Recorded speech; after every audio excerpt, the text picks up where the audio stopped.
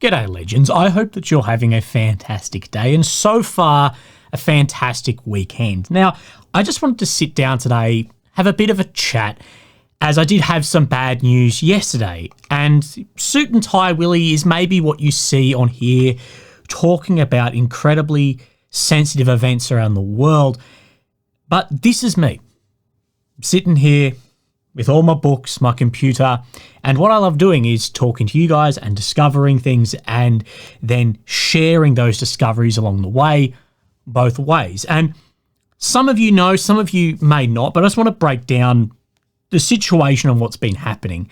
And I've actually had a really rough year this year overall with so much happening.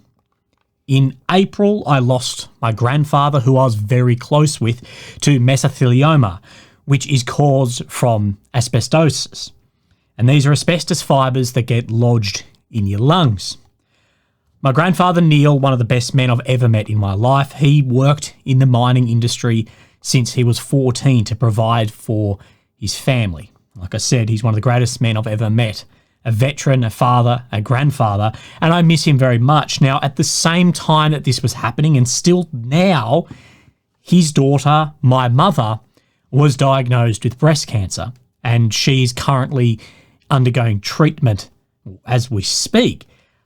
So me, myself, I've felt like such a bloody burden with my own stuff as so much else has been then, I guess, going sideways. And it's the worst possible time for sort of this to be happening right now. If I wasn't so public, I'd try and keep it a bit closer knit. I would maybe not even tell my family, but I think I owe it to everyone to speak about what is occurring. But look, with the tumour, do we all want to get cancer or something? What's going on? this has been stable, I'll say, for so much longer than we initially thought.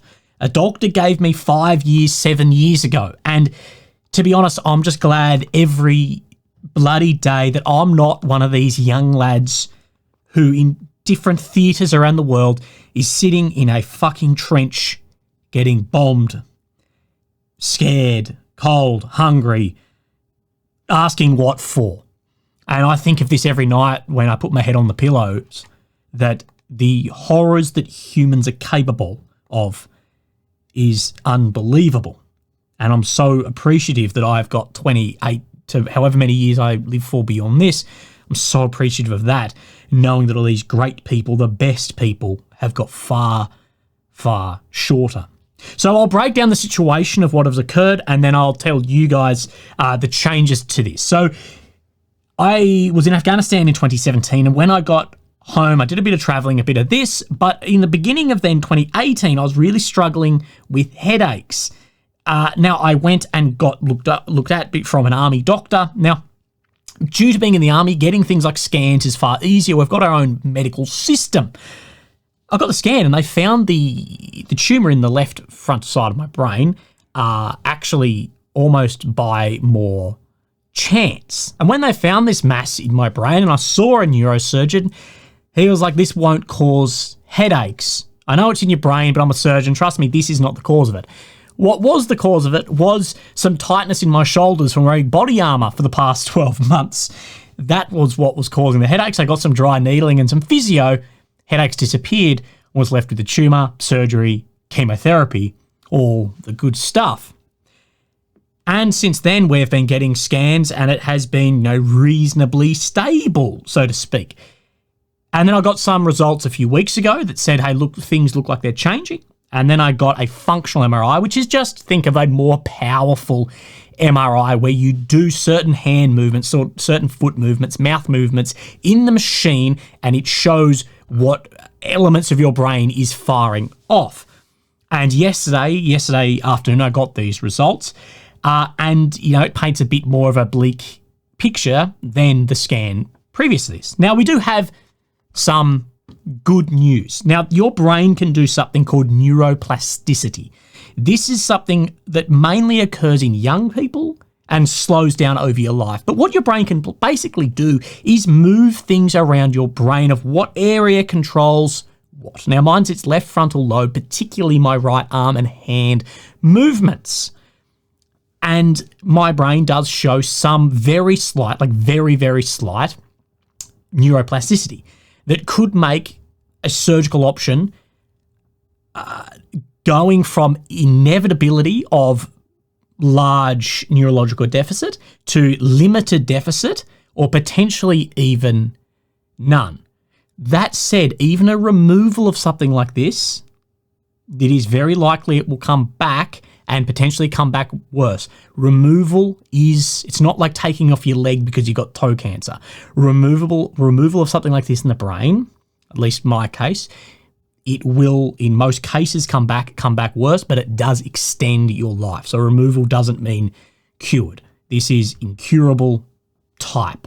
Then we get onto the bad news. So that's the good news, is that plasticity has definitely been somewhat working because I am relatively, I guess, young. But the bad news, well, there's definitely growth there. And more so worse than that is what they call an increased metabolic activity. Now, what this is basically the tumour's cells, those cells affected, their ability to survive, adapt, grow, and spread. And that is what they're more concerned about than just the growth overall.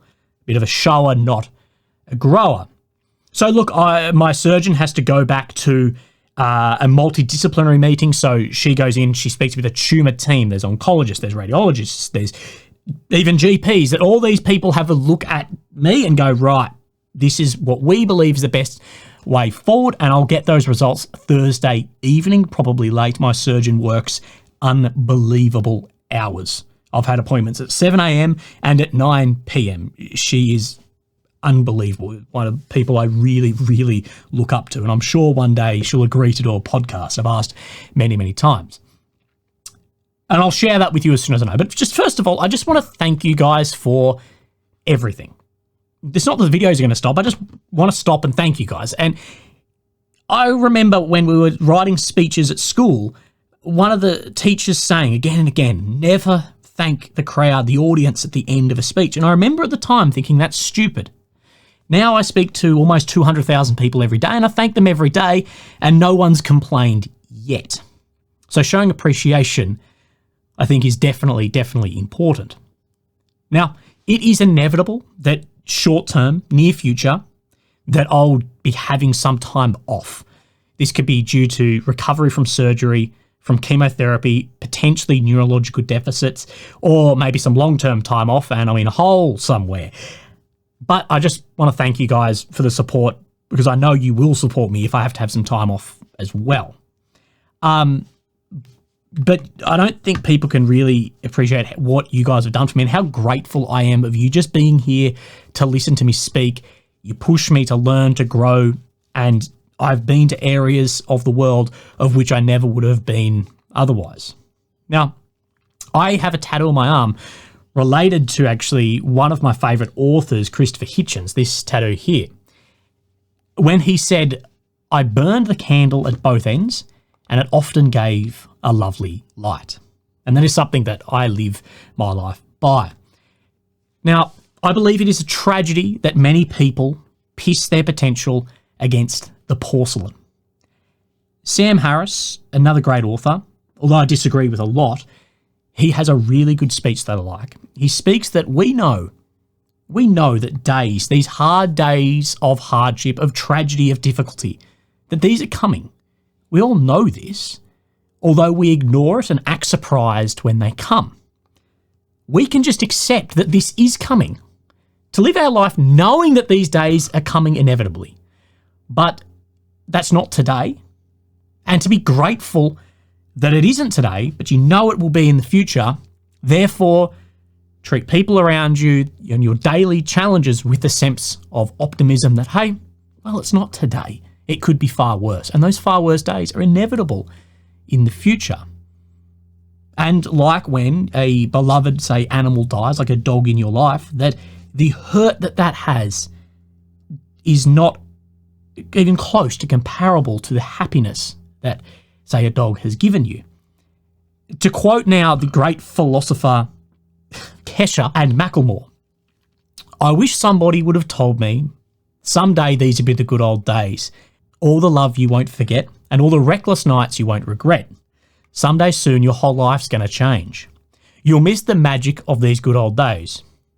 Being scared of the future, thinking about the past while missing out on now. In other words, right now is the good old days for some point in the future. You never thought you'd see me compare Kesha and Harris in the same thing, but I think I made it work. Hitchens also writes, to the dumb question, why me? The cosmos barely bothers to return the reply, why not? He spoke about this when he was diagnosed with a terminal cancer of his throat. And I take some comfort as someone who is not religious but can appreciate the importance of religion to billions of people around the world and the foundational elements that religious laid. But I take comfort in the idea of general relativity and a point at least in quantum mechanics. The idea that space and time are interconnected and that space and time are unified into a four-dimensional continuum called SpaceTime. That we're all moving through this, but at different times and slightly different spaces. But on the globe together, relatively, it's all the same. But when we are together in a moment, that we are truly, scientifically as well, truly together on more than just the observable plane that we can see. And that these moments, these live forever in the fabric of the space-time continuum. But also the magic in that we are just the same particles that everything around us is made up of as well. It is both the insignificance of this blip on the radar of an infinite universe that makes this so special, and the importance then of those around us and our relationships making these so significant. Given the rarity of conscious life in an ever-expanding universe, it's both the most insignificant and the most significant thing ever. Like the pilot George and Jerry Seinfeld tried to launch. It's a show about nothing, and that's what makes it brilliant. This is a little bit of my outlook on life. It is the nothingness that makes people, events, and situations then brilliant. There isn't greater meaning or a point to reach. It just is. Be happy that it just can be and make the best of then what's laid in front of you. I think many waste their lives looking for answers to a why that we know will likely never come. And if it did come, if there was some answer to that why, do we really want to know it? Does that remove some of the magic? Legends, from me, don't waste your time with people that you can't stand and problems that you cannot solve. Tell the difficult truth. Be prepared to be wrong. Be prepared to look like an idiot. It's okay to make mistakes. Because this life, it is all our first time through it. But it's also going to be our only time through it.